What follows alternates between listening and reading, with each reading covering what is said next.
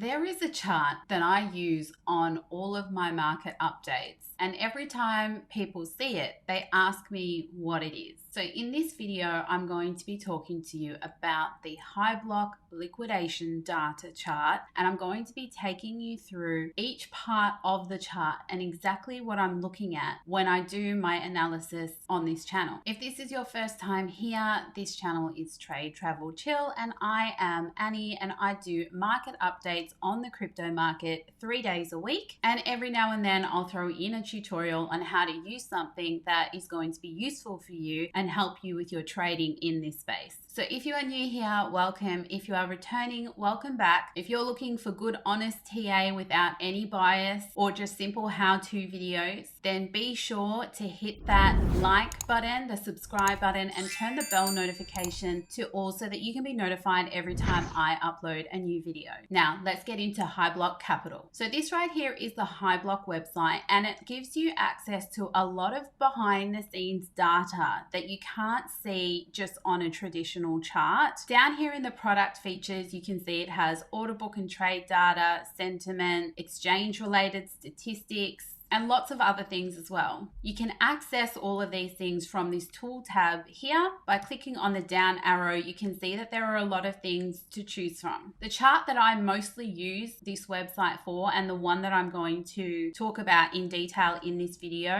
is the liquidation levels chart. Now, the thing to understand about this chart is that it's providing you with liquidation levels for all the current open positions in the exchange that you're looking at. What you need to understand is that these are only estimated liquidation levels, and it's designed to give you a hint of where a liquidation event might occur should price do a sudden turnaround. Now, why is this important for traders? Well, for me, I trade the market maker method, and what that means is I need to understand where the liquidity is behind the scenes, because that helps to give me an edge on where the market maker might move price to next. Because the market maker needs liquidity in order to move price in a certain direction. Unlike us retail traders, it doesn't really matter what capital we're trading with, we can pretty much get a filled position. There is going to be someone on the other side of the trade willing to buy or sell our position. It's not the same for a market maker because they're dealing with such large capital. So they need to know where the liquidity is that will give them an opportunity to profit. So by using something like Hyblock, we can help to get that edge as well. It's very hard to trade against the market maker, which is pretty much what traditional retail technical analysis is teaching you. We're never going to be able to beat the market maker, so we're better off learning to trade like them. Now, the chart you're seeing right now is the BitMEX chart. For me, I usually change this to the Binance chart. Even though I don't trade futures on Binance, I trade futures on OKX. By the way, if you're looking for an exchange to trade futures, there is a link to OKX in the description down below that will help you get discounts on fees. But regardless of what exchange you trade on, Binance has the highest volume out of all of the exchanges. So we want to go by that data. This data is also calculated on the 1 minute time frame, and at this point in time, we can't change that, but it's fine. It's sufficient for what we're looking for. They do have other options besides Bitcoin. If you're interested in looking, there's a number of other altcoins that you can look at as well. I mostly just pay attention to the Bitcoin chart because Bitcoin is the crypto that moves the whole market. For granularity, you have a choice of a number of tiers. The higher the tier you go, as in tier 1 being the highest, the more granularity you're going to have. So you're going to have a very full looking chart showing a lot more levels of liquidation. So I'm going to select this on tier 1 so that you can see what that looks like, and then setting preset just stays on default. Now I'm going to hit on this run button, and it's going to recalculate the leverage. Now you can see a chart that looks much different. So what are we exactly looking at here? The first thing we need to understand is all of the different colors that you're seeing in front of your eyes right now. If I scroll down to the bottom of this,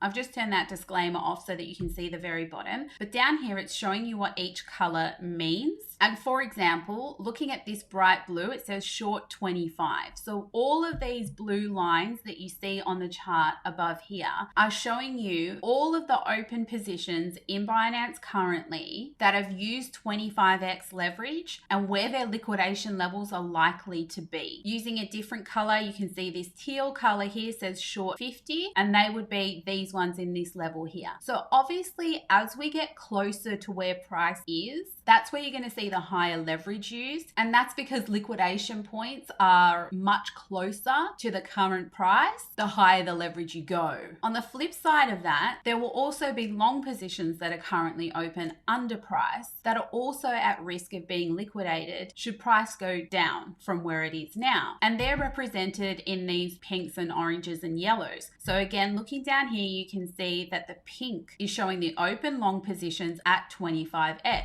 And they will be all across here. As we go higher up in leverage, long 50, that turns to a reddy orange color, which you see through here. Price is currently here, by the way, just in case you can't see it concealed amongst the circles, which I will get to. And then the highest level is the long 100x, which is the yellows, which will be very close to price. Now, the next thing you need to know is the delta down the bottom. So this is showing out of all of the long positions and the short positions that are currently open, which side is more at risk of getting liquidated should price turn against them. This is important because this is the build up that we need to watch to get a little bit of a heads up as to where the market maker might move price next. So when it's red, it's showing that the shorts are more at risk of being liquidated than the long are. And when it's green, obviously it means that the longs are more at risk of being liquidated. When you scroll over the area, you'll see a date, a time, and the level of leverage that is at risk of liquidation at that point in time. So you can currently see minus 2.92 billion at where I'm scrolling right now. That means at that point in time, there was 2.92 billion worth of shorts that were at risk of being liquidated should price head up because it's in the opposite direction. Obviously, that's how you get liquidated,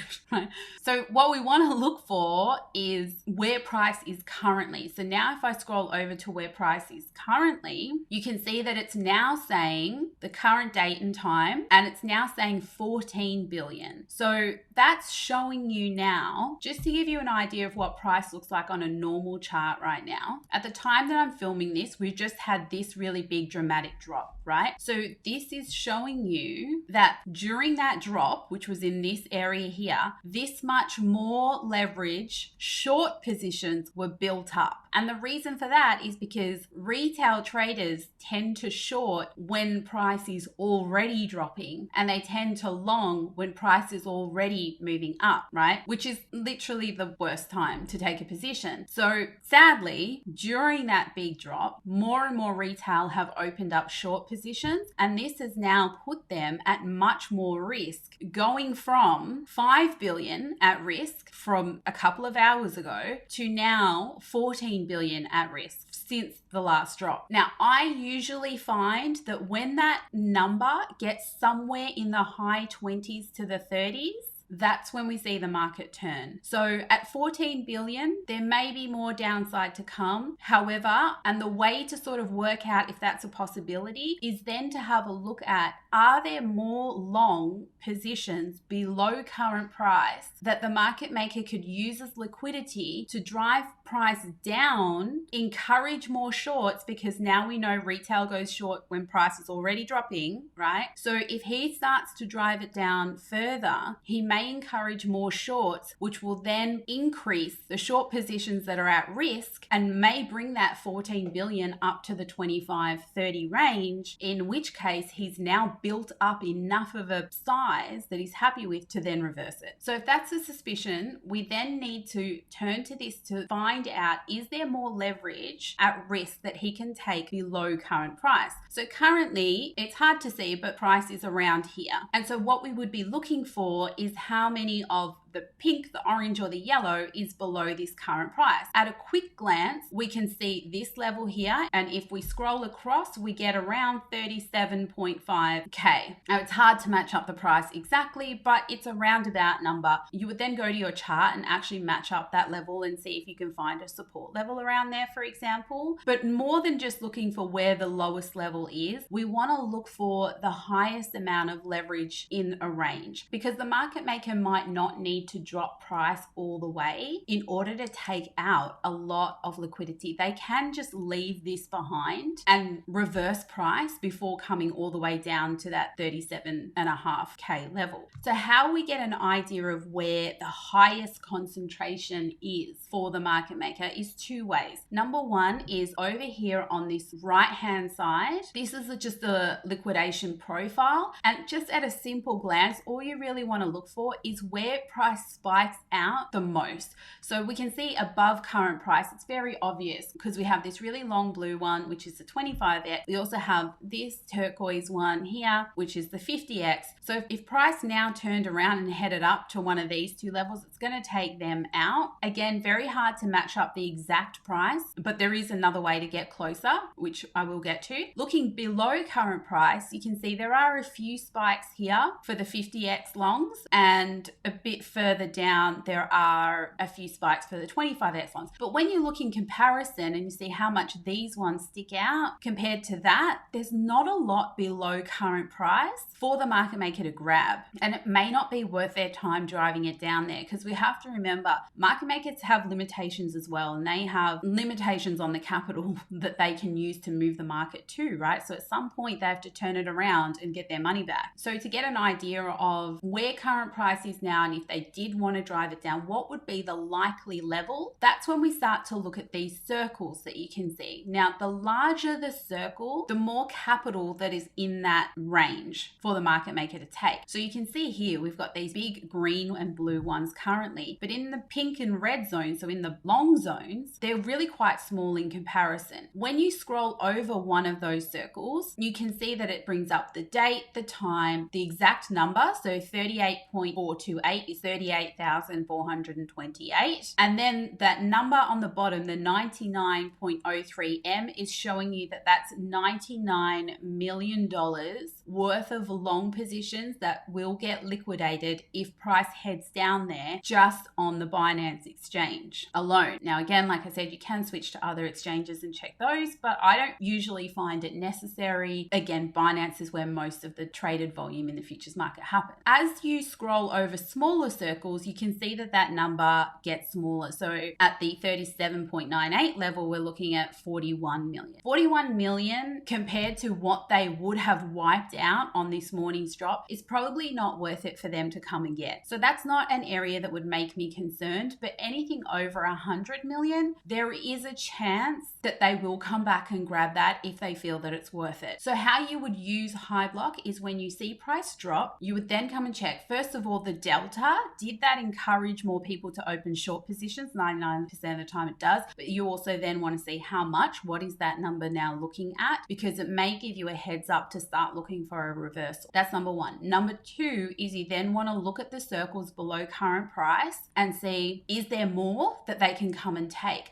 So I'm going to flip back to the chart. Sorry to switch between white and black screens, but on here you can see after this drop, we're now having a little bit of a recovery, right? So if we still saw a lot of big circles below current price, it would make some sense to us that price may make a little bit of a recovery from here. And then if there was still a lot of leverage to take out below price, we may then come back down and revisit this area again to take the rest of that before we then potentially see any change in market structure that will then turn the price around. So that could give you a heads up to not jump into long positions off, say, a big hammer like what you can see here, for example. Now, in addition to that, what we then want to also start looking at is where is the bigger move? Because whilst we may get a bit of a retracement here and then a further leg down, it's not the big trade. It's not going to be the big money making trade. If you want to go for high quality positions, then we want to know when the market maker is about to reverse price. So using the Hyblock Capital chart, now that we know price is currently heading down, what you would then start to do is once you've sized up that the delta is to the shorts and that leverage is rising and that there's not much to take away below current price, you then want to start looking for, is the leverage building above current price? Because all of these big circles that we see here, they are liquidation levels for shorts, right? So if price were to turn around and then start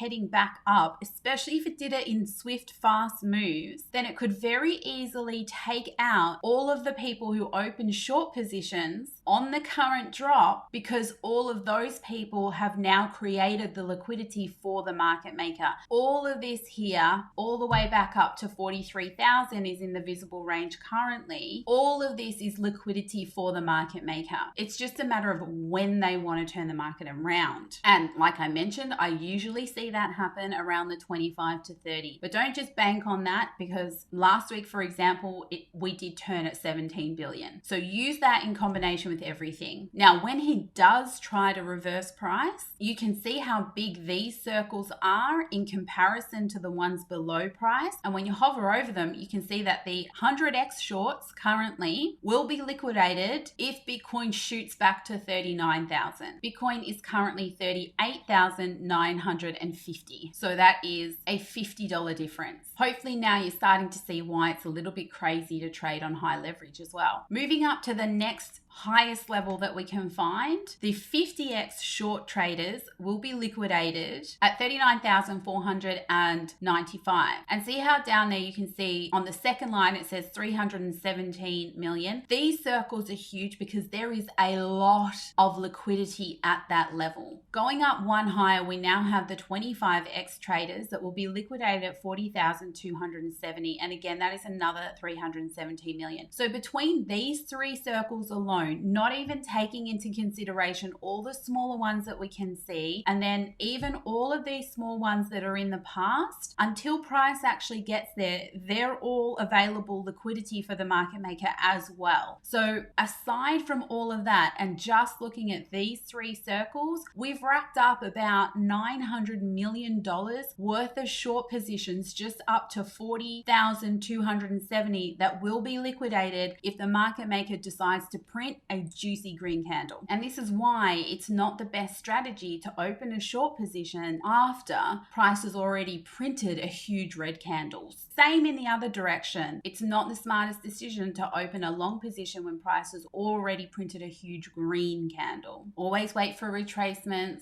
Always wait for pullbacks, all that sort of stuff, and you'll have a better chance. Okay, now, as I mentioned briefly, the circles that you can see where price is currently are new leverage positions that have been opened in the current drop. So all the circles you see along the right side of this chart are newly opened positions. So these $900 million worth of shorts goes to show it came in on this morning's drop. As we go back in time to the left, and you can see circles here and here and here, these are all positions that have been open for quite some time, and price has not yet come back there to take them out. Now again, they don't have to come back to take it all the way out to the top. How far they decide to shoot price is anyone's guess really, but you can make a close enough estimate by understanding where the highest liquidity is available for them. So at some point in time, the market maker is going to try and bring price back at a minimum to 40,270. Unless these short positions, 900 million of them, all happen to close and take profit, then that liquidity stays available. And again, by looking left, this is an indication of history. You can see that people who open short positions up here on the 13th of April, even though price has done this wave that at some point in time would have looked like a reversal, they haven't closed their short positions. And this is the problem with retail. Retail is slow to take profit, and the market maker knows that. And that's why they can use your liquidation levels to quickly turn price around and hit your liquidation or your stop loss, because retail often gets too greedy and doesn't take profit and doesn't pay themselves. Now, the final thing to show you is when the leverage actually gets cleared.